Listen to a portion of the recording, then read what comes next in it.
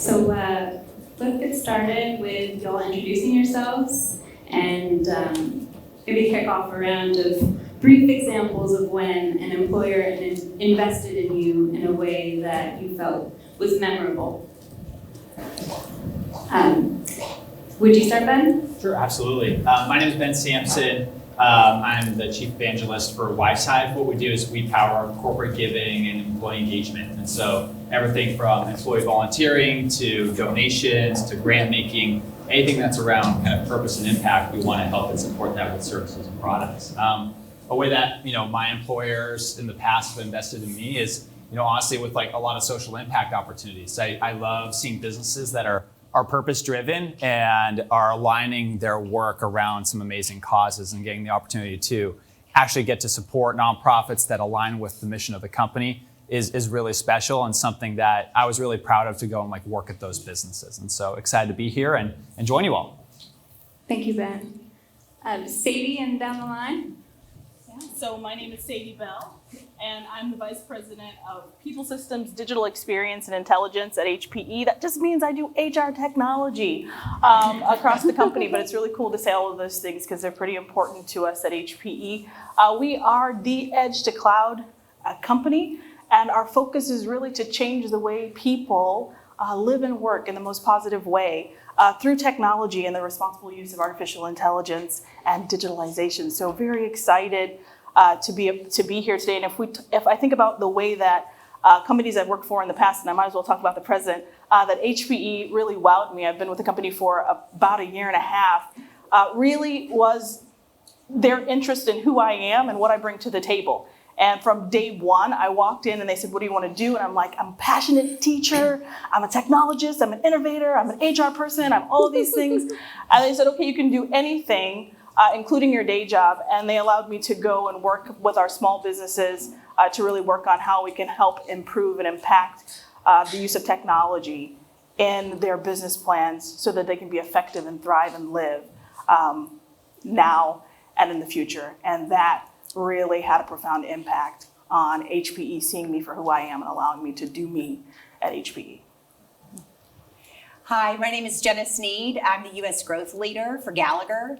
Many of you may know Gallagher from a benefits perspective and a risk management perspective, but over the last 20 years, Gallagher has been on a rapid growth campaign to really round out our human capital and HR consulting capabilities. And so really, if I were to bottom line, just like Sadie, what is my role? I really serve as the connective tissue between our total rewards and the rest of human capital, making sure that our clients have that coordinated, seamless, one Gallagher sort of integrated service experience.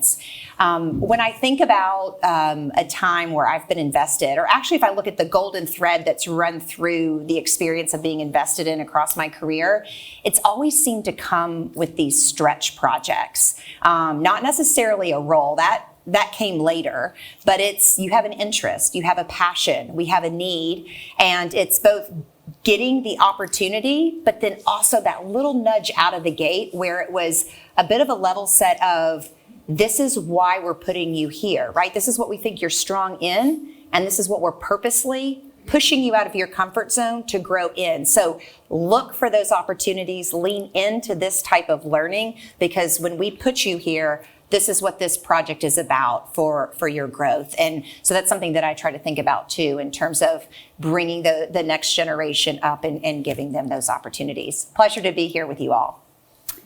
Hi, good afternoon. I'm Kristi Pittman. I'm the Vice President of Human Resources for Daikin Comfort Technologies.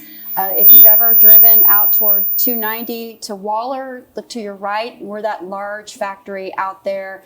We have about 8,000 people at that location, and we have about 14,000 across North America. We are an air conditioning manufacturing company, but we're so much more. Daikin globally is focused on sustainability. They're really focused on perfecting the air we share, where they can find air solutions from residential and commercial air conditioning, as well as air filter and chemical businesses. And so we are really focused on sustainability and ways that we can improve the environment around us all across the globe. And so it's a really exciting company to be a part of as we think about EPA regulations and things that, we can really work on to get toward net zero here in the U.S. For me personally, last year I actually had a tremendous investment in my career.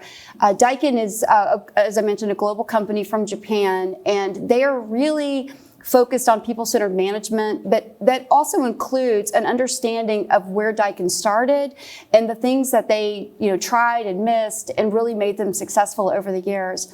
So as a future executive, I was able to go to Japan for a 3-week executive training program. Significant cost, significant investment time being in Japan, but well worth it, for me to really see a global vision and to really dream big, not only for me personally, but for my team, as well as for our North American footprint of Daikin. So happy to be here, and hope you guys enjoy the session today.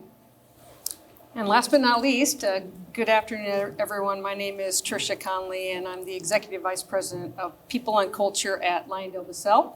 LyondellBasell is a petrochemical company. We are global, about 20,000 employees, and based in 32 countries. And similar to what you shared, we are focused on sustainability. We recognize that we live in a world of convenience. Nobody wants to get rid of their cell phones and their bags and their cars and all the things that the chemicals that we make go into it. So we're trying to think about how do we make a circular economy, mechanical recycling, and all the things that we can do to make this place a better place to live for our children someday. So in terms of where the companies have invested in me, I've only been at LyondellBasell for a year. So I would go back to probably early in my career, and similar to what Jen has shared, it's when someone took a risk with me, and if I'm honest, I was not ready for the role at all, but they gave me a shot, and we talk about failing fast. I failed fast a lot, but I had support and was able to, I saw it as a springboard to go forward. So the pandemic and its economic effects have shaken up the workplace. Trisha, I know LyondellBasell is going through a sea change because you have a new CEO, relatively new CEO, and you're relatively new to the role. Could you share how your company is approaching professional development lately and culture? Sure, absolutely. So as I said, I joined Lyondell a year ago, and the CEO was ahead of me by about 6 months, and he and I were the only two new to the organization. So we joined an executive team that was many, many years of time and tenure at LyondellBasell. And when he hired me, he said, I'm going to call you not CHRO, but people and culture, because the one thing that I want to change is our culture. And as we all know, we sit on teams and we have leaders that think the HR should lead the culture change. And it's this kind of fuzzy thing that is hard to get your hands around, I think. And I think what we did different at LyondellBasell was we tied it to the business strategy. And so people can relate to that. They see a strategy. And we did something called Value Enhancement Program, which is all about how do you look at the problems that we have at the company and come up with ideas on, if I gave you a little bit of capital, what would you go do with it? And this is a company with a history of huge cost focus. And if you think about it, value creation is just the other side of that coin. It's, yes, we have to watch costs, but as you know, with chemicals and oil and gas, you have downturns all the time, and this CEO is leading through downturns, and we're still spending capital on ideas. And what we saw is, culture change, they say, typically takes 5 to 7 years. In less than a year, we have seen 20,000 people jump on board because they're so excited that people are listening with ideas. And so, of course, it's not changed completely, and we all know that an executive team can't set culture, but we're seeing a sea change difference from the ground up. Kristi, you want to take that one? So sure, for us, as you look at investments, really basing it upon Daikin's belief in the unlimited potential of every single individual, and really rooted in Japanese culture where, a person starts with a company and they have this belief that they really want to see people spend their careers there. And it is a true sentiment from our top leadership. And so we're really focused on how do we develop people so that they can truly, fulfill that unlimited potential? It's a common phrase we use a lot. But we also recognize in HR that we have to help them, and there's multiple ways. So, you think about transparency and career pathing. What is my opportunity to get to my next level. What does that next level look like? So in the last couple of years, we've gone back to, I hate to say it out loud, but old school performance management, but with technology, to make it easier and to really like invite conversations, not to just pencil whip the rating, but to really, show continuous feedback. And we've got a long way to go to still, get adoption. But that performance management, tool connects to career pathing. And we've been able to work with a lot of our individual leaders to say, talk to us and help us define the competencies within each of your jobs. Let us put that in a system that employees can go look at so they can track what do they need to do to get to that next level. And that also invites those conversations. And so, it's having tools like that available. We have a very robust learning and development system that we can also tie training to career pathing to performance management. And so it just creates a one-stop shop for career development in general. And like I said, we've got a ways to go of really getting people used to using the technology, but at least now we have a mechanism for being able to track usage, to create a little competition between the business units to say, hey, manufacturing's at 80% completion, engineering, you're only at 20, right? Like, how can we get that up? So those are just some of the ways. And, of course, those are investments because of technology and time and development. And it's something that we're very passionate about. So AI is another phenomenon that's bringing sweeping changes into the workplace.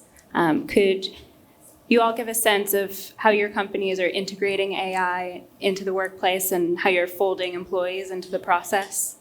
Sadie, would you kick that off? Yeah, sure. So at HPE, we lead with what we call AI responsibility or responsible AI.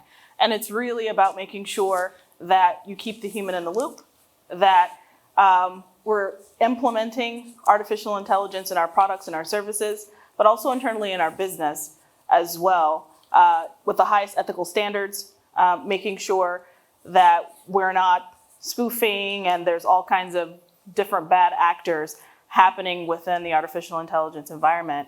And one of the things I think that we're doing is really leading with education. There's a huge fear out there that artificial intelligence is going to come in and sweep away jobs.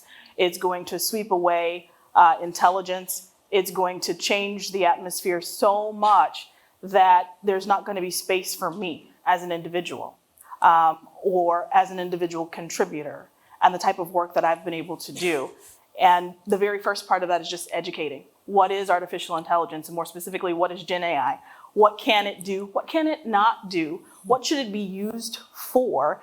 And more importantly, how can you use it as an advantage? Because we find the best application of artificial intelligence in Gen AI is coupled with human intelligence, and that's where you get the biggest bang for your buck. So how can you, as an individual contributor, as a programmer, as an HR business partner, as a talent acquisition person, whatever your role is, how can you use Gen AI or artificial intelligence in general to your benefit? And so really working on upskilling and reskilling our employees to take advantage of the artificial intelligence boom. And Jenna, how are you seeing integration into companies with AI? Yeah, I mean, thinking about it being responsible, thinking about the algorithms, so we make sure that we don't have unintentional biases that are put into our systems under the guise that we're going to take it out. I mean, and so I know we've talked a lot about that today and leading with education. But one thing I thought we could do is take a bit of a different view, and that is one of the powers of AI that we're seeing being mass adopted is taking large qualitative data sets, summarizing them, and producing insights kind of at your fingertips, right? And we've all been in HR long enough to know that when we ask employees what they think, right? The quantitative's easier to get out. The qualitative, we ask because we think we should, or that we have the best intentions that we're going to do something with it. And then it's cumbersome. Now we have AI and we have it. But there's a competency that I think that only humans can do and activate on, and that is facilitative leadership.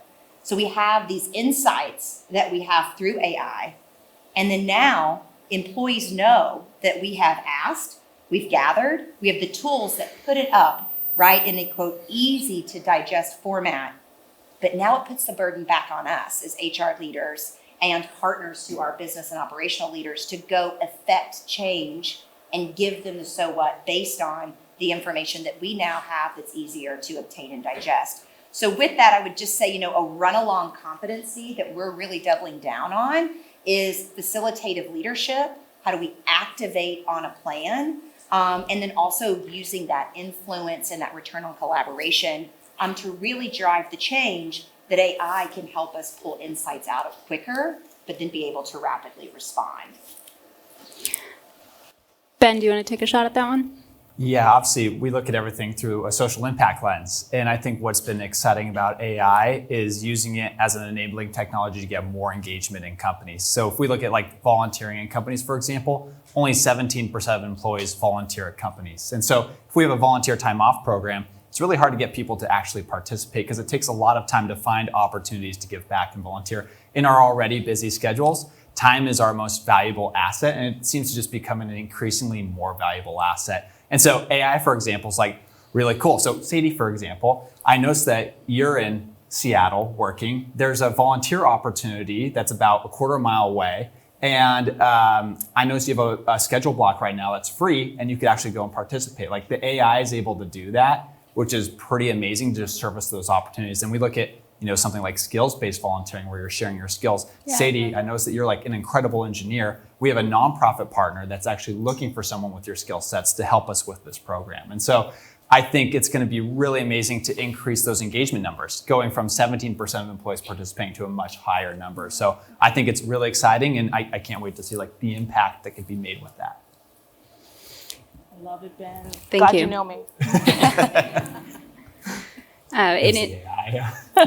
In industries that are cyclical, as with energy, chemicals, why is it important to maintain investment in professional development and employee development through the ups and the downs? And how are your company's leaders making those decisions about what to invest in? Trisha, would you like to take that? Sure, happy to start. I think first and foremost, you guys all sit in those seats where you think about, gosh, are we going to spend money on learning and development this year? And I think what we found, if we don't, people are leaving, especially post-COVID. Everyone is just hungry for learning. And we found, frankly, people want to be back in-person learning more than online. So we recognize that even in downturns, we're still spending money on that. It's an attraction, it's a retention mechanism, and frankly, it's an engagement mechanism. So there's no doubt that we aren't cutting. In fact, we've increased our L&D budget year over year simply because we recognize that it's really important. Doesn't mean you can't do it on the cheap. I think if you have individuals that can build things internally. Ben, just what you were talking about, you've got experts in every field in your company. And I actually think part of leaders' role is to help teach, right? It's not just the HR L&D department that should be up on the stage or on the podium teaching. So we really push the notion of we'll have a company come in and teach our people how to teach. That way we aren't dependent upon an external vendor forever. And for the lay people out there like me, what's L&D? Sorry, learning and development. That's awesome. Learning and development. Learning and development, yes. Sadie, you want to take that next? Yeah, so I love that. And I think that what we do at HPE is there's always cycles, right? And we're a technology company. And there's the economy and the environment that says, hey, maybe people are pulling back a little bit in their IT investment. So what does that mean for our growth? And we came out of a very exciting, fun, and growth year in our fiscal year and into this next year. And it was like, okay, what do we really, really, really need to invest in? And top of the line is our people. And how did we do that? We invested in our people because not investing in people means people will walk. And the people who walk or who leave are not the people you want to leave. And so you might be able to reduce some expenses, but when you're left with the people that you may or may not are not driving the innovation that you need, it's important to keep your people, which is your biggest resource. And so we've doubled down in our university programs for people to go back to school, to upskill and reskill. The program was not only not cut, but also increased in value. We have internal academies. We've partnered with universities to upskill talent that we want to bring in from some of the universities outside. We host our own individual learnings. We have learning platforms.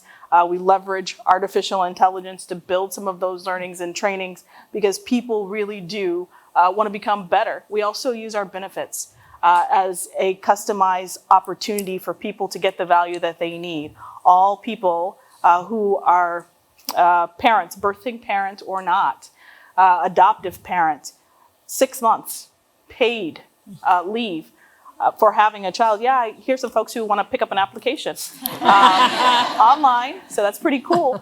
Not a benefit I want to take advantage of, but a benefit that's out there and available to our people because we care, really, really care. We have a brand we call People Care about our people. We want to see them thrive, and people that are thriving are living, they're working, and they're innovating at the top of their game. And so this is why it's so important, no matter where the turn is going, no matter where the cycle is, to always stay on the upside with our people. Jenna, you've said that austerity is another kind of uncertainty. Mm-hmm.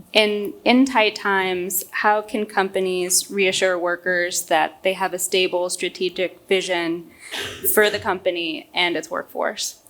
Yeah, it's a tall challenge, right? And I think just to level set, reassurance is not a code word for lying, right?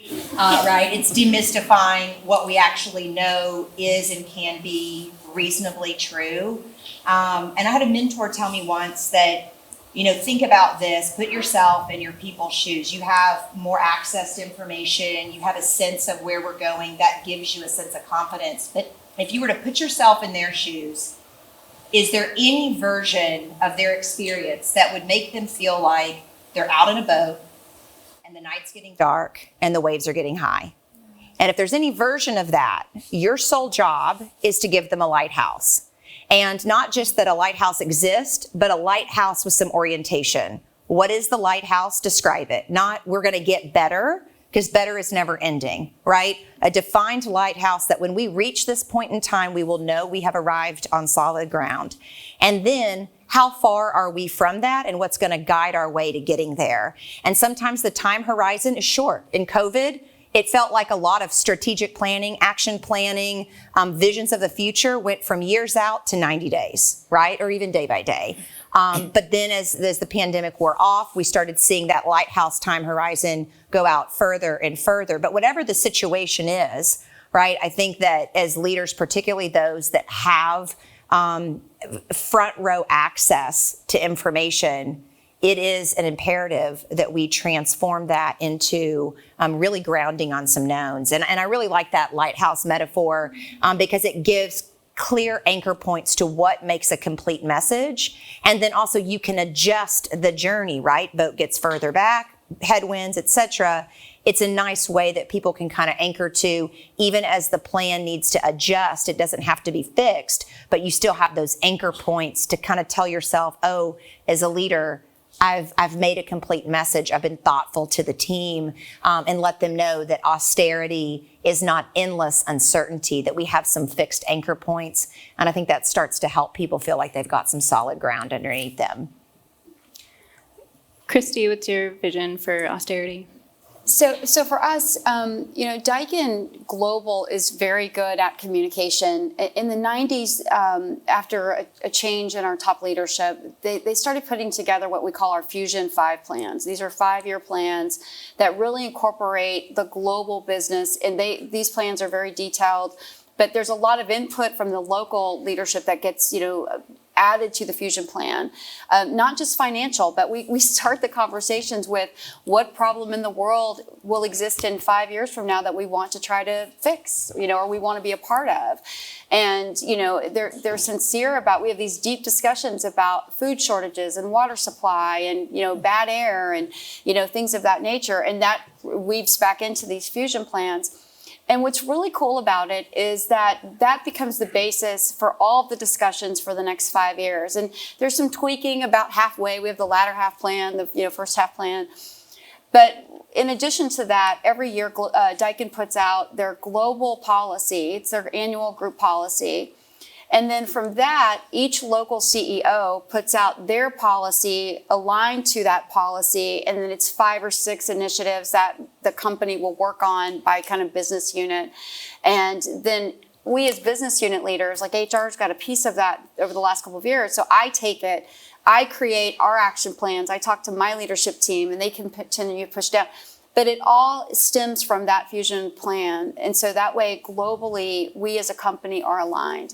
And I think, we've still got, ways to go with like some of our, middle management in terms of what the expectations are. But we're investing, as my colleagues have said, in training that really helps our leaders understand more about Daikin's planning, what their part of it is, and, what really they're the stewards to take that down to their team so that there is no fear, when things look really difficult. And, Daikin Global has a plan and we're all, we can adjust, and being part of a group of almost 200 companies, they're able to flex us all pretty easy to help kind of cover when another region may be, down. So I think it's really making sure that we, everybody knows the message from the top.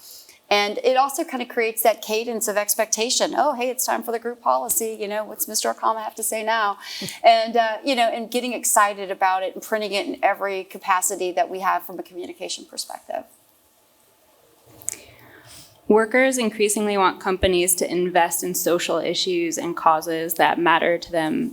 How can this create meaning for workers, especially younger ones? And how does that build engagement with the company? Ben? Yeah. I think a lot of companies right now think about engagement.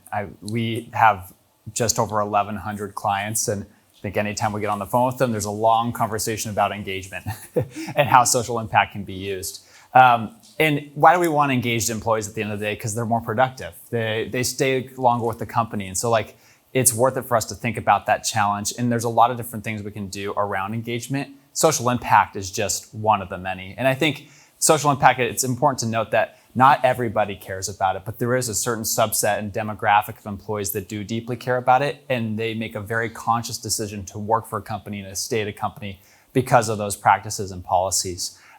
We have just over 1 million employees that probably do some form of giving or volunteering with our services and our platforms. And the data we're able to collect as data exhaust is pretty incredible. When we survey companies and look at examples of what's working just from a productivity standpoint, employees that have the opportunity to volunteer, they see a 13.8% increase in productivity.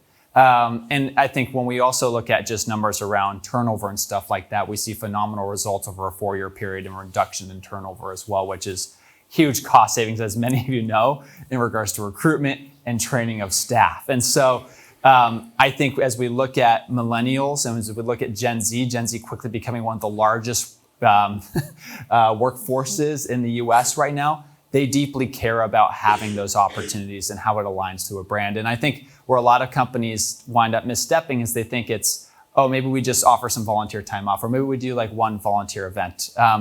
I think it's consistent practice and having a consistent message. One of my favorite examples is Campbell Soup. A company that does an amazing job making food and also an amazing job giving back to the community, donating to food banks, making sure that people that have food insecurity have the availability of food, and seeing employees come to work knowing that and having pride in their jobs, knowing that they are a part of that, both through seeing what their company's doing as well as what they get to do with their company to volunteer and give back in that way is something really special. So I think we'll see increasing demand for it from employees. I was meeting with a legal firm, and they said with their interview candidates, 1 in 3 interviewees asked about the social impact programs at that company, almost interviewing the company if they wanted to come and work there because it was that important to them. And I think we'll continue to see that. Thank you. How have your companies invested in the career development of women and increased opportunities for women in leadership? Kristi, would you start with that one? I'm actually really excited about this topic because we are in a male-dominated industry when you look at manufacturing, engineering, sales.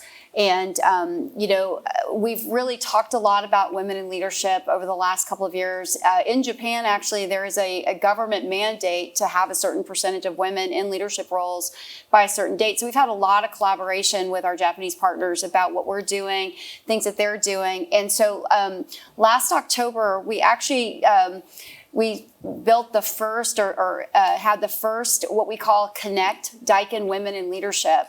And our company sponsored it, but we have about 6 other sister companies across North America. And so we took 50 women in primarily director, VP level roles and brought them together in Denver, and a fun place. And for 2 days, we talked about building connections as women of Daikin, and talked about people-centered management. And in some of our M&A companies, it was the first time that they had been at an event that they really got to experience what working at Daikin is all about.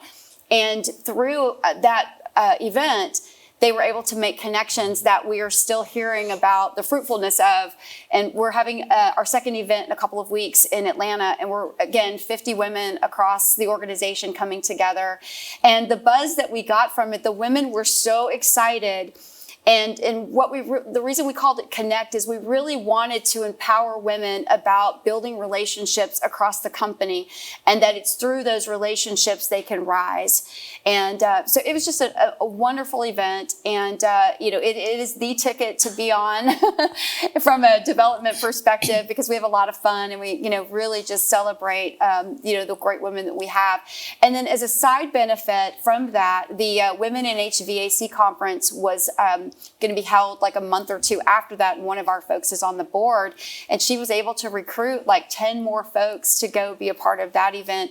And it's also generated conversation about women in engineering, their big conference that they have as well. So it's getting some global attention, and so that's the other best part about it, is that we've got folks from Australia, UK, also Japan, that will be coming to our next event in October, because they are really struggling about how to get women engaged. And what we have found is it really does start with a connection. Sadie, you want to take a shot at that one? I loved that. I'm like, yay. We too are extremely passionate about people. And, if we look at the world's population, I don't know, I don't have to be a mathematician to see that pretty good number of us are women. And then there's everyone else. And so, not to be exclusive, but really, really, really inclusive. Hi, Ben. To say that we invest in our women. And there was a previous panel that was here on the stage before, and I think she may have been the DEI officer at her company, and she said she was going to go work for that company, and her son looked at the EC online, the executive committee online, and was like, really, that's who you're going to work for? And she's like, yeah, that means there's opportunity, right? There's some help for them. And I did the same thing when I was approached by HPE to work for them. And when I looked at our EC at that time, it wasn't exciting, to be perfectly honest. But we've done some exciting things in recent times. We have our Chief Technology Officer, she's a woman. Whoop, whoop. Our Chief Technology Officer, she's a woman. Our Chief Commercial Officer is a woman. Our Chief People Officer is a woman. Our Chief Financial Officer is a woman. If you look at our board, we've made significant changes there as well. Really making sure that we've opened the door of opportunity for women to have a presence where we should be in the world, right? And we have programs and are extremely intentional. So those changes couldn't happen without programs. Some of those women were recruited from outside into the corporation, and some were grown within the organization. And so we have programs that are specifically targeted at women in executive director through VP level. We partner them with members of the EC, and they get mentored and coached. We give them coaches from outside and internally so that they can work on their growth and development. We look at bias disruptors in the data because there are things that we learn from looking at data that women do or behave. They don't apply for a job or look for the opportunity because they feel like they have to have 90%, I won't get the numbers right on purpose, 90% of the skills and Another counterpart might say, hey, I'm good if I have 30. Let's go for it. But looking for and identifying and really accelerating, we say accelerating what's next in HPE.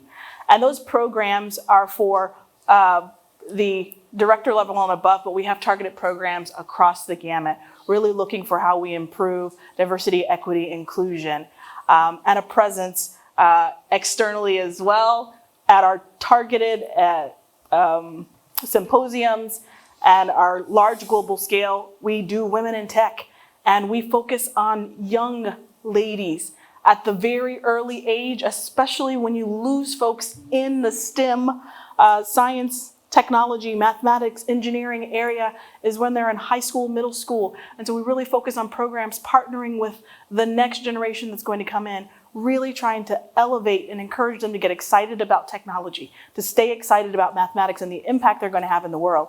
And you can tell I'm extremely excited about it. It's who I am, and it's one of the reasons I was attracted to work for HPE, is really the focus on being who you are, kind of in her element, in my element, at a company that really supports and represents who each individual is inside of the company. So I get excited when I hear others who are doing a phenomenal job at elevating the discussion, and not just the discussion, but living the truth of what's needed to change the world, because women drive a significant number, a significant amount of the world's GDP. I'm sorry. I might just be a little biased. So all workers are hungry for development. How do you make sure that growth opportunities are offered to everyone at every level? Trisha, you want to take that one first? Sure, happy to.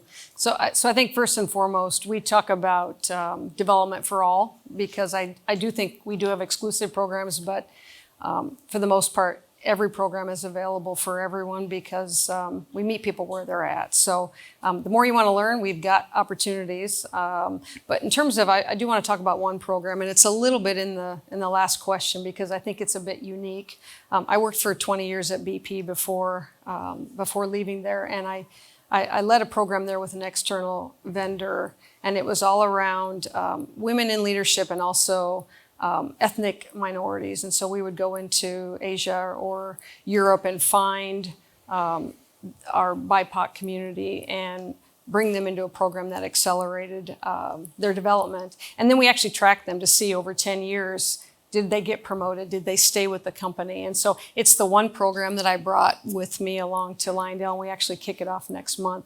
And I think the unique piece, and Sadie, you talked about it a little bit, but how do you give coaches to people before they need it? So many of you have been in that situation where you have that leader come to you and say, I have a problem leader, we need to get them a coach, right? How many of you have done that? Lots of times, right? And I would argue it's too late. I think it's too late to try to fix a problem. I would much rather invest in coaching before someone's brand or leadership identity has really been set. So similar to what Sadie was talking about, we meet them earlier in career. We pull out people that we view as having potential. We bring them together as a small cadre, so 15, 16 people, and then they're through this intensive program for about 9 months. And it's all about not just what you do in the office, but it's what's going on in your life. So you bring, it's kind of like a psychology thing. You bring your whole self to work. And I have found resounding success with that type of program. The executive team gets excited about it because they go, wow, we have talent here. And I said, yes, we do. You just don't know who they are yet. And so we kick that off next month, and I'm super excited about it because I do think it helps people accelerate. We invest in their future, and they stick around because they're appreciative of the investment. Jenna, you want to take a shot at that one? Sure. At Gallagher, we have a program called Growing Gallagher Greats, or we call it G3, and it's very similar. But one of the things about the program, or actually two things that I think really helps democratize our culture, is that we're very intentional about who comes into the program. And so it's not just the same old, and we have some criteria, and we continue to look at that criteria critically every year that we refresh the program to make sure that, that we're modernizing it and we're evolving it, and we're really holding ourselves accountable at looking in the mirror. And so we look at kind of the entry points, who's recommending people, who's volunteering, if there are pockets of the organization that are not submitting or having folks volunteer for the program, then we really interrogate the why behind that. So both in terms of surveys as well as key stakeholder interviews and focus groups. So making sure that on-ramp of access is a critical point and something that we look at. The other thing that we do is that we really focus on two things: connectivity and those relationships. And so a core part of the program is less about doing. And we tell people it's not just what you know, it's who you know knows what you know, right? And so that's a big component. But the other goes back to what I mentioned earlier, our stretch projects. And what's really exciting about that is that we don't just focus it about work and getting to that next quote level in the organization. It's about marrying what your talent skills are today, right? Because you need to bring some strength into what you're doing. What are you passionate about? And really helping them crystallize that reality in language. And then what does the organization need either right now or in the near term future? And then having that person identify a project. We do call them project pitches. That then it's an act of learning how to pitch something and influence an idea. And it can be a process. It can be a product. It can be lining back with some of our corporate social responsibility work.